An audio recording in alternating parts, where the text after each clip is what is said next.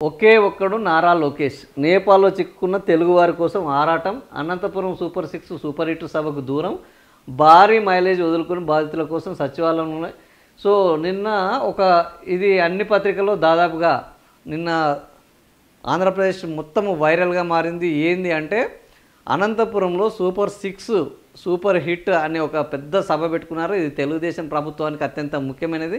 తెలుగుదేశం ప్రభుత్వంలో తెలుగుదేశం పార్టీలో చంద్రబాబు నాయుడు తర్వాత ముఖ్యమైన నాయకునిగా నారా లోకేష్ కొనసాగుతున్నారు.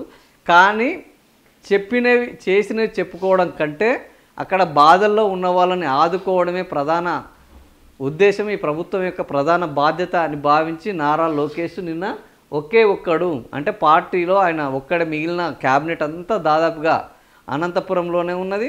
ఆ అనంతపురంలో ఉన్న నేపథ్యంలో ఈయన ఒక్కడు మాత్రమే, అంటే పక్కన హోంశాఖ మంత్రి కూడా ఉన్నారు దాదాపుగా.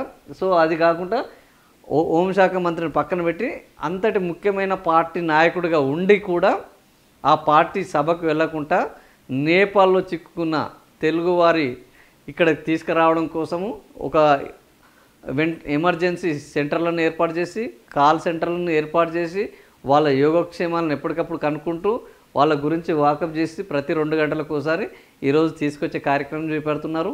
సో ప్రజల పట్ల బాధ్యత ఉన్న నాయకత్వం ఇలాగా ఉంటుంది.